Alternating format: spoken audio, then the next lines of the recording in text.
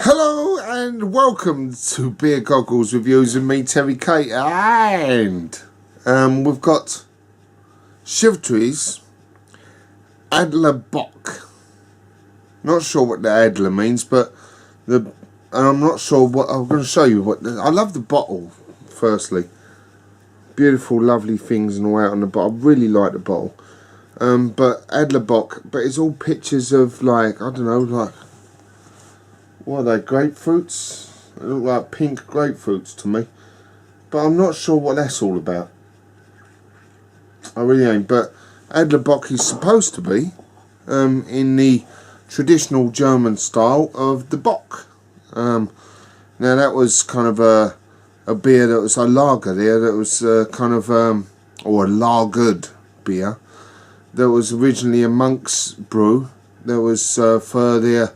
when they're fasting and that, you know, you was allowed, I think it was something like, I think it was something like 8 litres of beer a day while they was fasting. So, you know, you drink 8 litres of beer, especially if it's, I mean, there was, originally it was 8 litres of a sort of sweet, almost wort-like beer that was kind of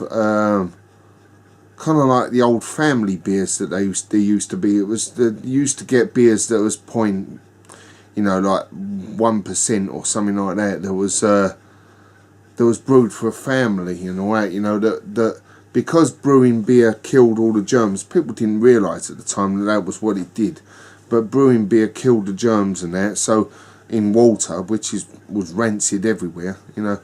I mean, you can brew a beer from water from a pond or puddle or wherever, from mud almost, you know. It kind of killed the germs and everything with the boiling process and what have you. And plus adding hops as well, also killed a lot of germs. It's debatable whether kind of Hildegard von Bingen was the first one to add hops, but you know, it's kind of people were saying adding hops to drink. Did that mean beer and everything else, you know? But you know, anyway, I'm going off the remit here. I'm going off the kind of thingy. Adler Bock will be a strong lager. It should be. They then started getting big old strong lagers and I suppose getting drunk. You know, the monks get drunk. Order of silence, whatever, you know, and just not worry about eating, you know. And if you see, even to this day, there's still these monks hanging around the street corners and all that ain't worried about food or not. They're just like, whatever, you know.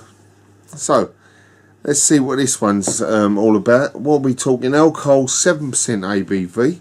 So it's a fairly strong, you know, fairly strong one. I've got my little lovely glass with the old screw top. So let's pour him in there. Shall I open the top first? Get on with it. I really ain't sure what all the thing with the little kind of pink grapefruits, but that's a beautiful, beautiful top. I must say that a lot of these Eastern European, this is Lithuanian by the way, a lot of the East European beers and that, they seem to have lovely crowns and caps. I don't know whether they're cheaper out there or what, but come on guys, you know, it might be cheaper to have your crowns and caps made abroad and then sent home to you. And if that's the case, put a bit of effort in, you know. Come on, let's see your logos on your crowns, because some of us guys collect them, you know. I don't think we're talking any bottle conditioned or anything like that in here. I'm going to pour it carefully because it looks like it's helping itself to an head. I'm going to leave it about there. I'll pour the rest in later. There's the sample. I'm going to use, what's that? Father's Day card. Right, can use a Father's Day card. I don't know what's that doing on there, but look at that lovely gleam and sheen. Do you know what? I'm going to use a nice gleam and sheen thing like that as backing for me things. Look at that. It seems to throw a nice little light through it. I like that. Yeah, I'm going to use that for me bits. That's lovely. One of the little ones. Right, let's have a stink.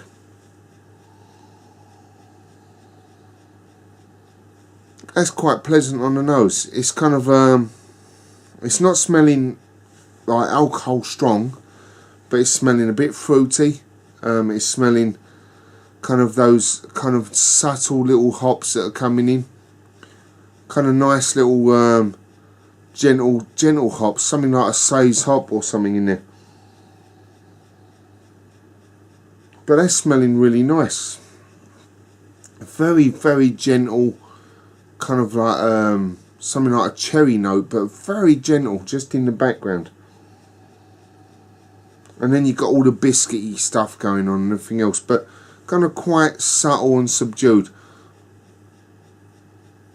Now, I don't know how on the website earlier on, I was reading the website just to have a quick look up on it. And sometimes I try not to kind of read the flavour notes. As soon as I see the flavour notes, I go, whoa, like that. But sometimes you trip up on them, and and I hate it. I go, I didn't want to kind of have preconceived ideas. I really wish they wouldn't do it, because I mean, I can see the point. It's a good thing to put them on there so people can go, oh, that's what I'm looking forward to. But sometimes I think you should, everyone that drinks beers, you should have an adventure. Go and have an adventure with beers. Go and pick one at random and broaden your horizons, instead of going, I only go, like people that go on holiday and I only go Majorca. I don't go anywhere else because I don't like the foreign muck and stuff like that. I don't eat no foreign food. I only eat chili con carne and spaghetti bolognese and stuff like that. English food. I don't have none of that stuff, that paella and things like that. I only eat English food. Like chop suey and stuff and chicken tikka. I'm sorry, but you know what I mean. People that just got such narrow horizons sometimes.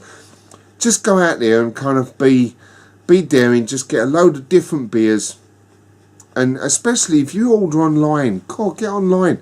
It's a whole new window of stuff opens up, and they come and bring it to your house. Go knock, knock, knock. There you go, here's your beers, and it's in a little box. It's like Christmas, and I get me little opening thing like that, and I go, woo-hoo-hoo. Sorry, I'm going off the point here. Right, let's have a taste. Bottoms up, Nostrovia, chin gin, skull, and everything else. Sláinte.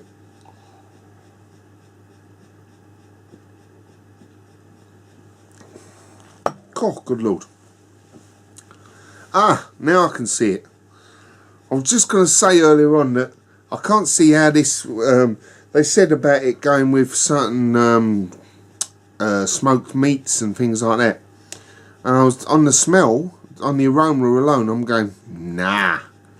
I'll put it in the kind of, in the fish and kind of salad category that lagers and things go into and whatever else.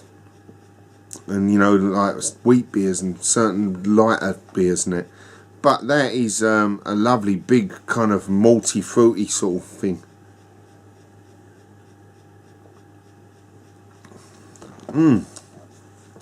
It's quite big and luscious. I like that. It says nothing to you hardly on the nose. In the mouth though, that's like, yeah, I'm here. And this body, it's got flavour, big malty flavour, fruit, pardon me, gas, but the burp's good. What else we got?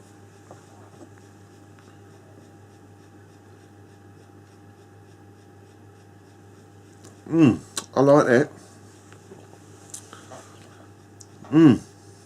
That is nice. It's got that cherry note again. It's like a cherry background note. but it's there's something else there. It's like dried strawberries, cherry. There's a little bit of kind of the dry little bits of orange that you get in marmalade. Those little edgy, peely bits. You used to get. I don't know if you remember back in my day. You know, back in the old days, you used to get a lemon ice cream off the vans and things like that. You know, the ice cream vans. Lemon ice cream used to be big, thick old chunks with big lumps of lemon peel and things in it, and all sorts of stuff like that in it. It's big old lumps and stuff it had in it, and it was lovely. It wasn't like yellow; it was white. It wasn't like yellow like they're yellow nowadays, and it's like lemon ice. There's your lemon ice, and it's like there's no lumps in it, mate, and it's all yellow. What's that? You know, it wasn't all coloured up like that. It was kind of white, sort of icy sort of colour, like a bit like snow. That kind of translucent sort of white colour. And it was, and it had big lumps of lemon peel. And you did have a version that was made with oranges, and that had big lumps of orange peel in it. And it was glorious, really lovely. Whatever happened to that? Orange ice, I think they called it as well. You got lemon ice and they had orange ice as well, and you didn't have it often. Well, that was lovely, that was. Anyway, that's got that. You got something else in there along the lines of a Garibaldi biscuit, along that sort of lines, but a bit more malty. You know what you got as well? And this sounds like one of them David descriptors, this one does. You got a little bit of Marmite in there. You got a bit of Marmite in there. Yeah, Marmite. A tiny little edge of Marmite. You know, Marmite on a buttered crumpet. That's honestly. No wonder the monks used to have this as food.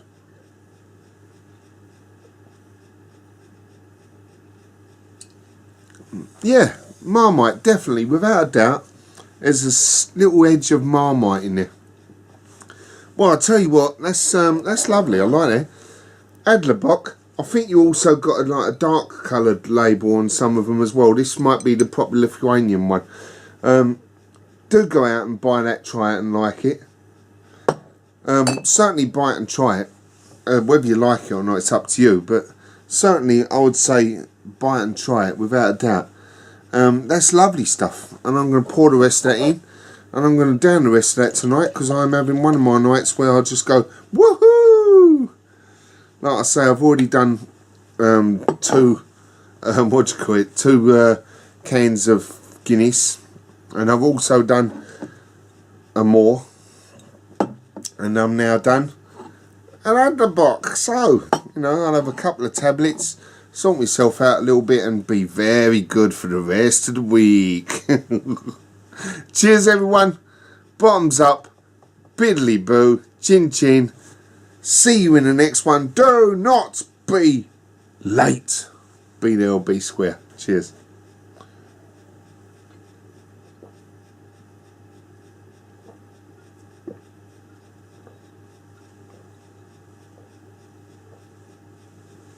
Well, nice.